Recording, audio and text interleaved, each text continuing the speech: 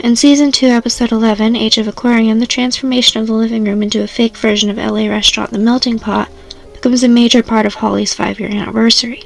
Season 5, Episode 3, Girl Crazy Part 2, Bridget's quest for plain yellow mustard takes up several minutes. A metaphor for the struggles the leads are having with finding the 55th. Courtney Culkin and Courtney's cousin. I want to bite my dog. We were starving, so we went out on the streets to find a real New York hot dog. Oh no! Do you have regular mustard? This is regular mustard. No, it isn't. That's Dijon. No, that's not real mustard. That's not yellow. I feel like I should have got 2, just 'cause. Do you have plain? I don't know what was harder, finding a 55th anniversary Playmate or finding Bridget's kind of mustard at a New York hot dog stand. In the very final episode featuring Kendra, Holly, and Bridget, when Kendra breaks the news of her departure from the mansion to her mother and grandmother, the scene takes place as they eat turkey sandwiches and Cheetos, a sharp and cozy contrast to the opulent mansion food, signaling Kendra's transition away from mansion life. In mid-episode, when Bridget is announcing her departure to film Bridget's Beaches, her farewell party takes place at Malibu restaurant Moonshadows, where Bridget and company eat spicy ahi tuna and calamari while exchanging goodbye hugs. Just as Kendra eating turkey sandwiches in her mother's kitchen becomes a symbol of her move away from the mansion, Bridget enjoying beautifully plated seafood in a restaurant of her choosing becomes a symbol of her move towards independence and her anticipated lifestyle, involving travel, continued career success, and the love of glamour she represents. Holly is given no equivalent farewell meal, with her departure instead happening in a rather sterile scene at the door, as if her next steps in life are mysterious to both the audience and the film crew. Plays a role unique within each episode, there are some common themes in how food is portrayed in the series overall. Throughout the series, food is a symbol of wealth and status. In depicting the mansion parties, the camera lingers over trays with hors d'oeuvres and troughs of delicacies, along with beautiful drinks that glisten in the colored lights. And during episodes about the girls' birthdays, they're treated to massive sheet cakes featuring self-portraits. The sheer abundance of food strengthens the series' argument that the 3 leads live aspirational lives. The young women watching should want to be in Holly, Kendra, and Bridget's shoes, because what other young women in the world have access to such a variety of food? But it isn't just about the food, of course. The food becomes a stand-in for all the other wonderful things they can access. Career opportunities, beautiful clothes, celebrities, and of course money. But this depiction of food as well is complicated because food is also a symbol of moral failure and lack of discipline. In several episodes, Kendra, Bridget, and Holly are explicitly instructed to eat less, namely in that Season 2 We Can Work It Out episode, in which a producer of a workout video starring Kendra, Bridget, and Holly instructs them to commit themselves to a workout video, and says, as part of that commitment, they should be prepared to maintain a strict diet. Bloated lately, and I'd like a firmer butt, and then I have like above my legs, like I have that lump of fat, like on the top of my thighs, below my butt, and I want to get rid of that. I want to tone up right in here. Okay. And I want a flatter stomach. Okay, so what do you think you need to do that? I mean, you prepared to do some dieting and things like that? Dieting? You know, like drinking. I kind of panicked for a minute because I full on was under the impression that we were doing this workout video because people want to know how we look today. I thought this workout video was going to be, this is how I maintain what I have right now. What I want to do is find the perfect balance between eating what I enjoy to eat and working out. Right. It's not like you're saying anything that isn't what every woman in America can identify with, but for the actual shoot itself. You know, like drinking, like you'd have to cut out. When they came in and were like, we're gonna put you on a strict diet, no alcohol, we're gonna have a trainer come, I kind of panicked because I'm like, what? This isn't me and what I do. You know, you can do it. Just have a structured program for the next. Yeah, how did it go? I just have a few reservations. What's going on? They want us to completely modify our diet. Oh. When Bridget pushes back, she is portrayed as uncommitted to the workout video. Her desire for food becomes the thing holding her back, not a normal symptom of being human. This is preceded by footage of Bridget and Holly criticizing their own appearance. While drastic crash dieting is considered unhealthy and dangerous by most people, in the Playboy world, it's encouraged. I don't want to go on there with Holly and In this Kendra, who've been episode, on a strict overeating diet is a and be the sign that fat a woman is girl. not committed to herself and not committed to her economic prospects, and most importantly, not committed to Playboy. But while it's very explicit in this episode that the series is arguing that indulging in food is a moral failing, this argument is made implicitly time and again throughout the series, just not as obviously.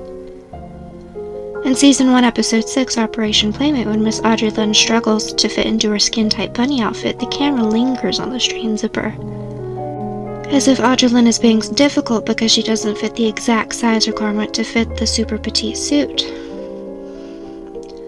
This is followed by a discussion started by Audrey Lynn herself about earning bunny rights, meaning earning the right to wear the iconic bunny suit. While the discussion may not have been intended to be about thinness as moral superiority because it follows directly after comments about Audrey being too big for the suit, the episode seems to be arguing that thinness is part of how one earns bunny's rights, and thus respect, in the Playboy world. I wonder if anyone listening to this is rolling their eyes, because the point I'm making seems so obvious. Only thin women were ever featured in Playboy magazine because only thin women were considered beautiful in America. So of course Playboy portrays a love of food as bad. However, to see the consequences of this idea illustrated so clearly, to see Audrey Lynn, a very thin, conventionally attractive woman, straining to fit into a one-size-only bunny suit, is telling. The episode isn't just arguing that thin women should be celebrated for their beauty, but that women should be willing to suffer in order to be thin. Because thin women are respectable, women who are not thin are not, at least in Playboy's world. The message is complicated. Young women should want to be part of the Playboy world because this provides wealth and status, including a never-ending stream of delicious food. However, if they admit to enjoying delicious food, they are undisciplined moral failures and lack the commitment necessary to truly be a part of Playboy. This is part of the overarching Playboy paradox. The Playboys and women of the Playboy world are supposed to be approachable girls next door, which inspires the name of the titular series, The Girls Next Door. However, they are never allowed to be really human, to eat food and enjoy it, or at least not too much, to have different body sizes and shapes, to have opinions about what they eat, or protest when someone all but calls them fat. The last point I'll make about the food is this. Food in The Girls Next Door also becomes a symbol of traditional femininity, with the series repeatedly depicting Kendra's struggle to participate in making food as a failure of femininity. For example, when Holly spearheads a cookie-making activity providing sugar to the troops at Fort Bragg, Kendra appears uncomfortable and insecure about her cookie decorating abilities. This becomes part of a series-long argument that Kendra isn't as traditionally feminine as Holly and Bridget, which, according to the series, makes her somewhat less valuable to the Playmate brand. For example, the cookie making in episode 6 of season 1 is depicted as a very female task, with the only men involved being the butlers who ferry ingredients out to the dining room table, and Hef, who appears to taste test and pass judgment on the cookies. The episode then mocks the efforts of the women, inserting the sound of crunching glass when Hef bites down on a cookie. No, it's cute.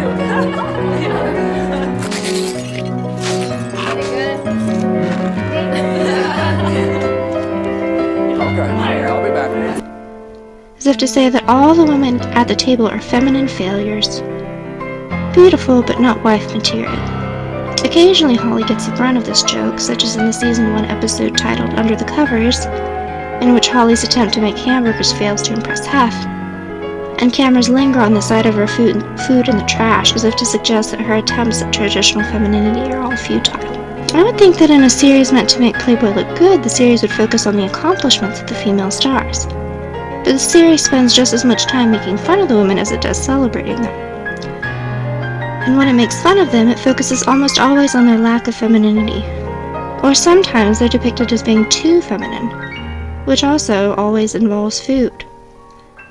In the infamous dog birthday party episode, Holly and Bridget's dog-friendly foods are met with tepid acceptance by Kendra, who doesn't seem excited about the cuteness of dog-friendly foods dressed up to resemble human food. With her. Good stuff, huh, Dutchie? This pizza's good. They're gonna puke and shit all over the house. I also think this episode is also using the doggy foods to depict wealth at the mansion, suggesting that only in such a place, where food is so abundant and so good, could dogs be served foods equivalent to or better than the humans. The Girls Next Door uses food to tell stories about what a good woman should be. While each episode features food in a different way, the common ways that food is used is as a symbol of wealth and status, a symbol of discipline when a woman doesn't eat, or a symbol of lack of discipline when a woman does eat, and also a barometer of femininity, when the female leads make food or fail to make food. I think food in storytelling is sometimes overlooked because it's such a common part of our lives. Maybe we don't think about all the things food symbolizes for us. In the world of Playboy, food is indulgence and sin, status and temptation. It is abundantly available to the inhabitants of the mansion, but also any real passion for food, at least when expressed by women, is shamed. Yet the series' argument seems to be that viewers should want the relationship with food that inhabitants of the mansion have. To have more food than they could ever need, but not to want it that badly. It doesn't take too many metaphorical gymnastics before I start to wonder if food becomes, in the Girls Next Door, a symbol for women themselves. Available in droves at the mansion, desirable but always kept at arm's length, for fear that women will think they're indispensable or in any way not expendable. The mansion has the best in the world of food and women, but